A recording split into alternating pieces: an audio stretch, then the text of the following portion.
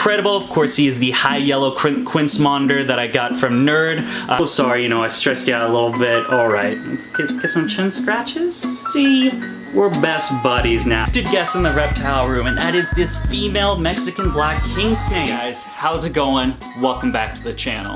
It's been quite a while since I've done a reptile room tour. I believe our last one was actually my last video in 2019, so some things have changed. Since that last reptile room tour, I've moved some animals into the other buildings, some animals into those buildings, into the room, so pretty much stuff has switched around. We've moved around some stuff, reorganized, and well, the room looks pretty different than what it was last video. So I figured, you know what, we're pretty much due for a new reptile room tour video. Before we get this video started, make sure you stick around to the very end where I'll be talking about the future plans I have for the room, and it's definitely going to be very exciting, especially if you're a fan of Bioactive. You know, there's some good stuff that's coming on its way. Make sure you stick around. With all that being said, let's get into it.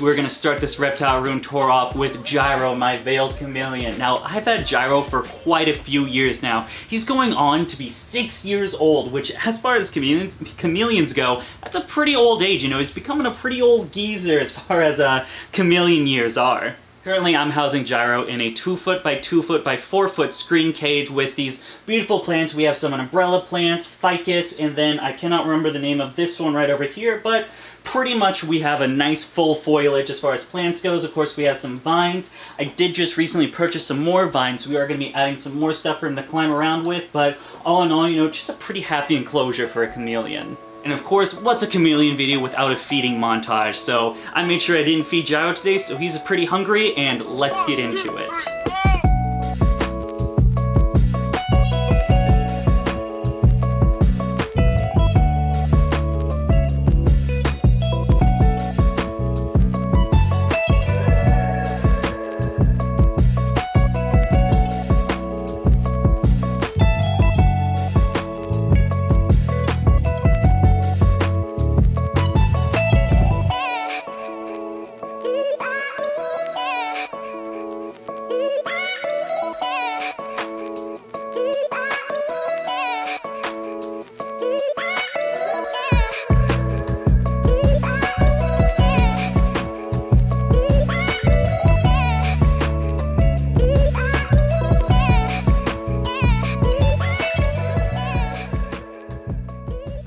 Then moving down, we have a couple of incredible Crested Gecko breeders to talk about. And first up, we are going to be talking about Cookie. Now, Cookie seems to be the fan favorite as far as my Crested Gecko breeders go. She is a beautiful chocolate super Dalmatian with plenty of ink blotting. This girl is just stunning. Currently, I have 2 fertile eggs for Cookie as far as she goes. She is a first-time breeder, so the clutches in the beginning just aren't looking, you know, as great. We're getting some fertile eggs, but then some clutches are bad, and then in those clutches, you know, we have a dud egg and a good egg. And we'll definitely check out those eggs later on in the video, but for right now, we just have some beautiful Crested Geckos to look at. And as far as Cookie goes, I really believe she is pretty much the most stunning and beautiful Crested Gecko breeder that I currently own. And then moving on, we have Xena, my Super Dal Tiger. Now, I was gonna bring her out, but currently it does look like she is in the lay box about to lay another clutch of eggs for us, so we're gonna keep her, you know, just not disturbed, you know, keep her relaxed and restful while she lays those eggs, and we're gonna move on to the next bin. So it looks like we are 2 for 2 as far as the Crested Geckos go.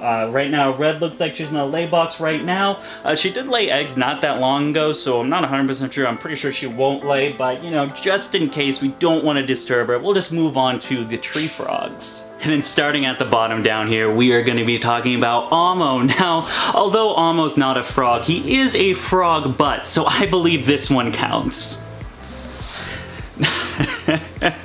Now, Amo is actually the second reptile I've ever owned. He is the first crested gecko I've ever had. He is going on at least, 5-6 years, pretty much on par with the veiled chameleon as far as age go, but this guy still has a long way to go as far as age. I mean, just taking a look at this big old floppy head, this male has probably the biggest crest that I've ever seen. Now, although Amo isn't really a breeder, just for the fact that I'm mainly working with super dowels, I don't really have a project as far as a Harlequin partial pin goes, but I believe, he still would make some great eggs just based on structure alone. I mean, you can't get more of a floppy crest than that. And moving on to the next tank, we have the White's tree frog. Now, this White's tree frog was a bit of a rescue situation. Ironically enough, I was actually just starting to get into White's tree frog. I researched about him for a couple months, and it was in the back of my head that I did want to eventually get a White's tree frog. And lo and behold, pretty much a few days later, one of my wife's friends that had a White's tree frog was asking if we could take it in. It was pretty much a win-win situation as far as that goes, and honestly, I've just fallen in love with the White's tree frog. It's gotten to the point where I really want to make a very large, bioactive planted viv, just a nice enclosure, and then get actually a couple more White's tree frog, kind of have like a little colony of them in this big enclosure. Of course, my favorite part about owning the White's tree frog is their feeding response. Now, when feeding White's tree frogs, they go absolutely nuts. It is just insane. They like wedge out, wail out, trying to get their food. It's definitely the funniest animal I've owned as far as feeding goes. And now, speaking of very nice bioactive planted vivariums, we are going to be moving on to my red-eyed tree frog enclosure, which is right up here.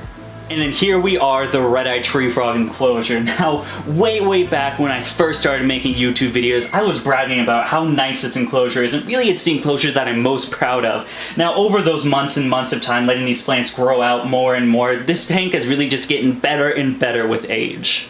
Pretty much we solely have just pothos and ivy. It's a very basic enclosure, nothing too, as far as advanced plants go, or really anything too nice and shiny as far as, colorful plants. This is pretty much just a basic planted vivarium that's really taken hold.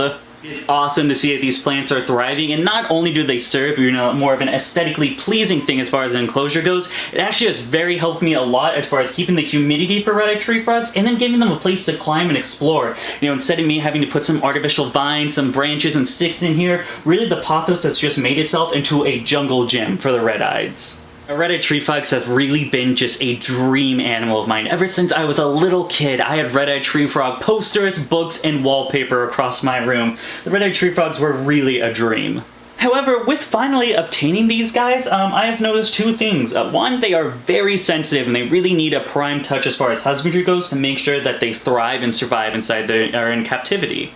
And with that said, they also aren't out a lot. Red-eyed tree frogs are pretty much a nocturnal animal, so really, unless you're a night owl and you're up at 4 in the morning, with some infrared goggles or even a flashlight on your phone, you're not going to see these guys moving. You're pretty much just going to have green blobs planted on pothos. Honestly, when I first got these guys, I thought they were going to be my favorite frog species to own. And don't get me wrong, it has been amazing having these guys, even coming up here at night right before the reptile room closes, shutting off the lights and coming back 20 minutes earlier. I do get to see them explore a little bit, sometimes eating. However, owning the White's tree frog now, I can tell you, hands down, the White's tree frog is the better pet to get if you're interested in those two species.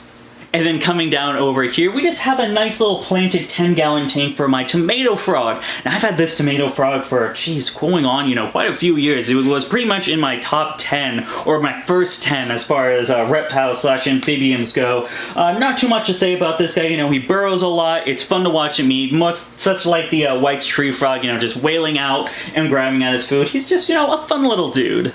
And real quick, before we move on to some Tokay Geckos and crocodile skinks, I want to have a little contest right now. Now, I want you guys to go to that comment section, right down there, and tell me, what is your favorite pet in my collection? I want to see if we have a fan favorite as far as animal species goes. Drop a comment below, let's hear it. What is your favorite animal in my collection? Now moving on, let's get into some CB Tokays. And then right next to this tomato frog, we have actually the first Tokay Gecko I ever produced. Now, this guy came from the pairing of my normal female to my reduced pattern male. It is the first Tokay I've ever produced. It is the first Tokay genetics I've ever produced, and this guy is just stunning. It has been really cool seeing how the transformation of that reduced pattern goes. You know, when he started out as a little baby, he was just this blue gecko with some of those white lining, and now over time we're getting more of this olivey color to it. You know, it's slowly transforming from this blue turquoise to now olive. It's incredible to watch. This guy's definitely going to be a holdback. In fact, I do have quite a few reduced patterns I'll be holding back just to make sure you can tell what sex. I'm really looking to add a female reduced pattern, so until the 6-month range when these guys can actually be visually sexed, unfortunately they are going to be held back. As far as this level and the rest of this level goes, this is pretty much just more Crested Gecko breeders, some grow outs, and then some available babies. So I'm not going to waste too much time, spending on each individual gecko. I have quite a few, that would make the room a little bit of a boring, scenario. So we're just going to do a quick montage. If you want to see some more of these animals and really learn, about what genetics they are, what morphs they are, I did just update all of them on my album page, the Crested Gecko breeders on Facebook. So if you want to see them, go to DVCB Exotics on Facebook. Let's roll that montage.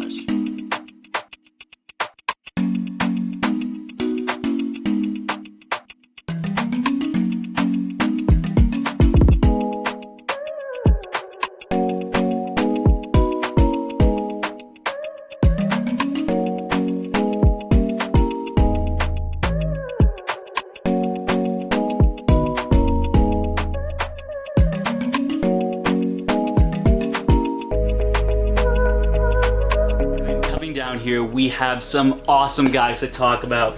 These guys right here are going to be my crocodile skink breeders. Now starting out, we have the white lid. This is actually my OG breeding pair.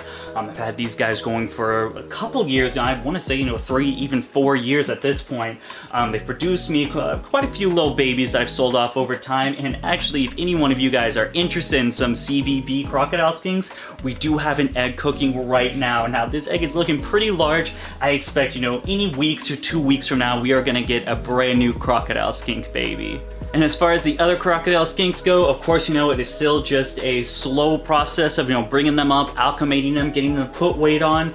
As always, the males are still looking great. They look well fed, they look full. Their appetite is great, but the females are still just struggling, especially some to others. I've noticed some making some pretty good progress, while others, are still just hanging on there. And really, like I said, it's just a slow, tedious process. If you guys don't really know what I'm talking about, it's probably because you haven't seen this video right here or right here. I can never get the pointing right, but I will post it right there of that reptile unboxing to, get an idea of, what's going on with these crocodile skinks. But moving on, let's check out this awesome guy. And right here we have a gargoyle gecko. Now I have just fallen in love with gargoyle geckos. I've had this guy for not too long now. He was a bit of a, I guess I would call it a rescue situation. Just was kind of given to me for free.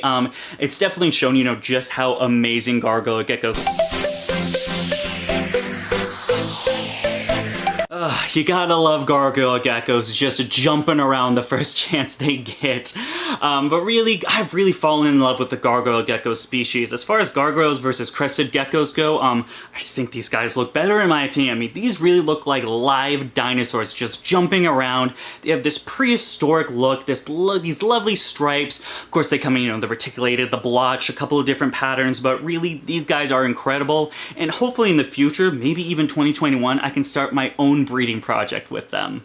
And then finally, moving up over here, you're going to be seeing, well, really what the biggest change to this room is, and that is the fact that we are pretty low as far as Tokay Geckos go in this room. Pretty much last reptile room tour, we had, I believe, 15, 17, pretty close to just under 20 Tokays over here. And well, since then, I've really moved them all into that grow tent, little grow tent thing. If you don't know what I'm talking about, again, video is gonna be right here, or maybe right there, but pretty much they are all in the other building. And yes, I know, I keep procrastinating doing that reptile room tour of the breeding facility, but I tell you what, guys, I'll really, I'll buckle down, I'll make the reptile room breeding facility tour if you guys can get this video to 150 likes. So make sure, lower left-hand corner, hit that like button. If we get to 150, you'll see the breeding facility. Pretty much as far as the Tokay Geckos go, there are very few in here. Of course, we had that reduced pattern that we talked about just a little bit ago. And then over here, I pretty much call this the baby tank. This is where my first pairing was. Of course, that normal female to that reduced pattern male. And we have pretty much all of the babies in here. Now, one has been sold off, one got a little too big, so I moved him up. But in here, I believe we still have 3, maybe even 4 Tokays in here. We have a couple of normals and then 2 more reduced patterns.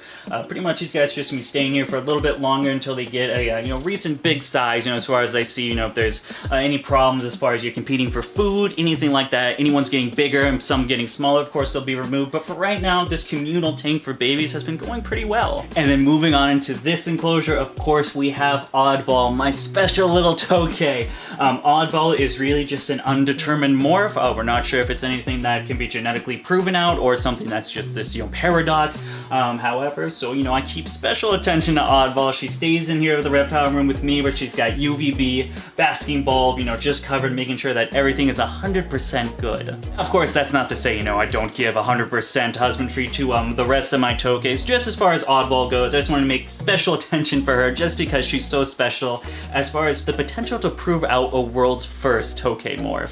Then as far as the rest of this bottom shelf goes, we just got a couple of feeders. I have 2 cricket tanks going on. I usually carry anywhere from 2,000 to 5,000 crickets of me at a time, just for the vast amount of reptiles that I have.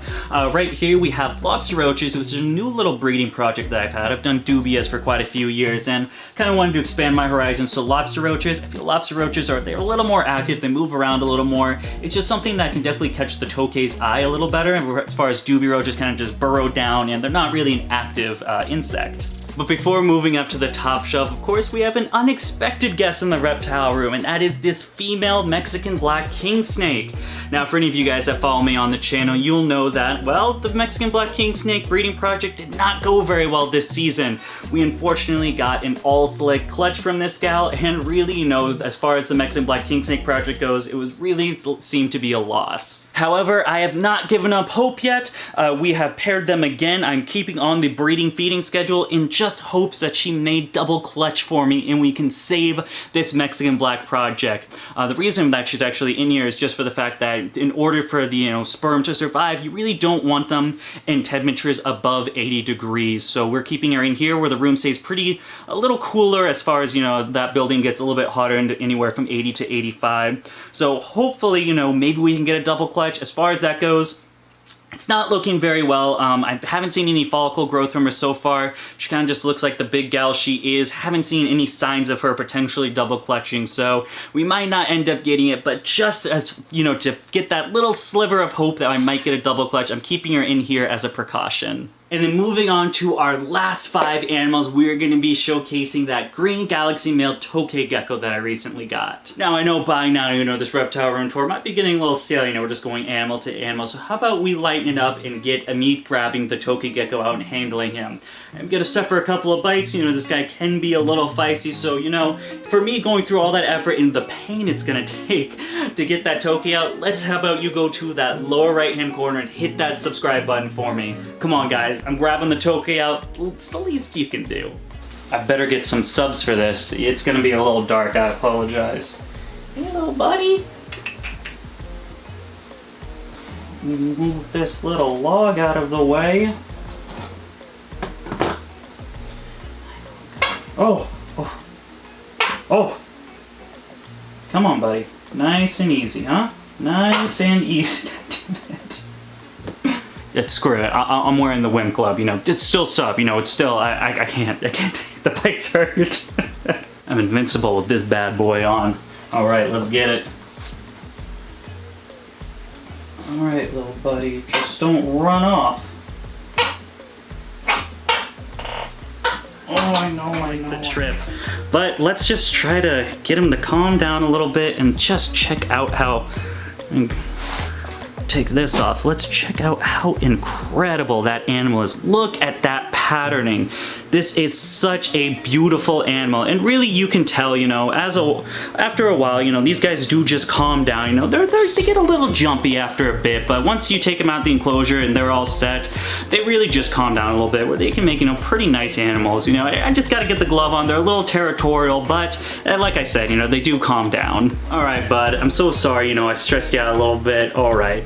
Get some chin scratches? See?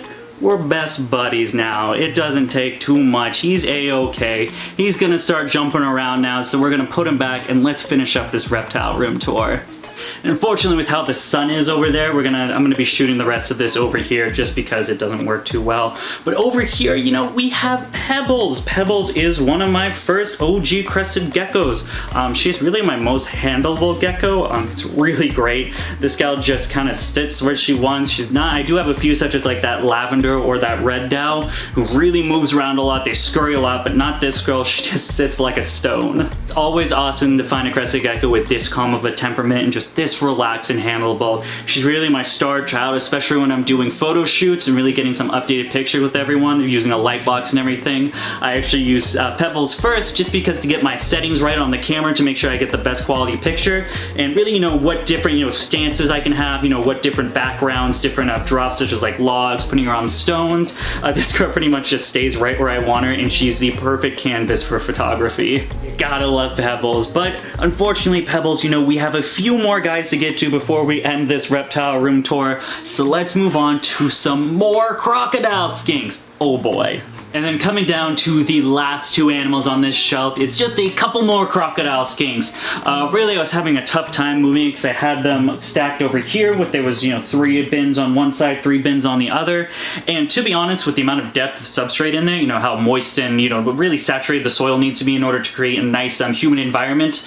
As far as for the crocodile skinks prefer, they're really hard to lift up. So I had a lot of trouble, you know, lifting pretty much every day, misting in there, making sure they have I have little food cups in there, and then I also provide some crickets and dubia roaches on occasion as well, pretty much, you know, twice a week, with always having a cup full of mealworms, phoenix worms, waxworms, just any variety of insects. But to be honest, it just got a pain in the butt trying to lift these every single day, so I ended up just putting 2 over there, so now I can just kind of slide these guys around. It's made it a lot easier for me, and that's pretty much it. 2 crocodile skinks. Now let's get to the last animal. Of course, I saved the best for last. It's one of my favorites in my collection. Let's get into the Quints Monitor.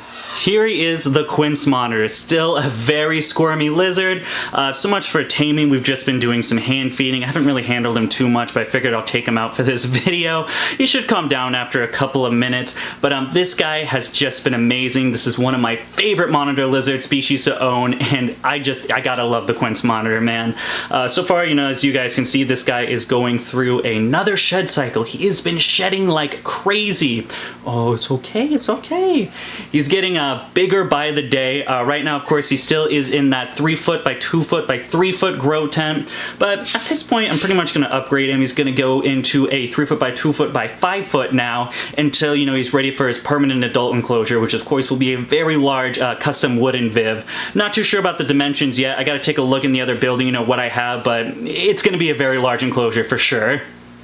Alright, we can see this guy's calming down a little bit, and he is just incredible. You have to love monitors, man. There's nothing more enjoyable than the intelligence that comes with larger lizards. Of course, when getting tegus, you know, they can be a little more docile and a little bit more easier to handle, but I always tend to, you know, match tegu lizards with, say, Labrador dog breeds. You know, the labs, yeah, well, you know, dogs are a bit of intelligent. The labs are a little bit more of the go-happy, kind of doofy little guys. You know, there is some intelligence there, but not by much, especially when you get into more of the larger Varanus species, such as, you know, Asian water monitors, even crocodile monitors. You really get to see a different side of the intelligence that goes into these reptiles. Oh, come on, little guy. You just gotta chill out. But yep, so we'll put this guy back. You know, he's getting a little stressed out. I don't want to stress him up too much. You're getting Quints Monitor shed everywhere. This guy is incredible. Of course, he is the high yellow Quints Monitor that I got from Nerd a couple months back. As you can see, that burn, let's see if I can get a little bit, that burn right there on his head. Of course, he suffered that from that stupid MVB bulb that I had in there. That's healing up great. Looks like that scab's just about to come off, so we have a full scar. I was pretty worried about it. It looked pretty bad in the beginning, but luckily I had some stuff on hand to treat him with, and so far nothing like a bad infection. Looks like we're just gonna have a clean little scar on the top of his neck. But alright, buddy, as much as I enjoy handling you, I know you don't enjoy it so much, so we're gonna wrap this video up and I'm gonna put him back in his enclosure. There you have it, guys, the reptile room tour. Now, of course, you know, we did change a couple things. Some things stayed the same, but I definitely moved some stuff around, organized some stuff a little better, and then, of course, the biggest change is the fact that, well, there aren't very many Tokays in here anymore. Of course, like I said before, if you guys do want to see that other building, which of course the breeding facility, let's get this video to 150 likes. 150 likes, I'll buckle down, I'll finally get to showing it off, of course, the reptile breeding facility. And before we get to that outro, I just want to make a huge announcement. Of course, we did it on that live stream not too long ago. I have new merch designs. Of course, I'm wearing my DBCB Exotics tank top. You can find this in a couple of more really cool merch designs. I just got them in. They're just in the store now at DBCB Exotics at Teespring. I'll put the link in the description, and I think I'll try to get it right here as well. But really excited for those designs. I just ordered my samples, so they should be here in a couple of weeks. And obviously, as far as with those samples going with the new t-shirt designs, for my 1 year, which is coming up in just a couple of weeks, I'm going to be doing a t-shirt giveaway. So make sure you guys subscribe to the channel to find out when that live stream's going down for your chance to win one of these t-shirts. As always, if you liked the video, please feel free to give us a thumbs up. If you want to see some more of my animals or my breeding products, you can follow me on Facebook and Instagram, DBCB Exotic. What's this? We're on TikTok too, DBCB Exotics on TikTok. I just recently had one of my videos go viral. I think it's almost at 100,000 views now. Pretty crazy since all my other videos are anywhere from like 1 to 600, so it was a crazy full leap. So TikTok's getting pretty popular. Definitely going to be working on that more now that I have a couple more followers and a viral video. It'd be really cool to get another one, so I'm going to be trying harder on TikTok. Check me out on there, DBCB Exotics. Other than that, thank you for watching. I hope you have a great day.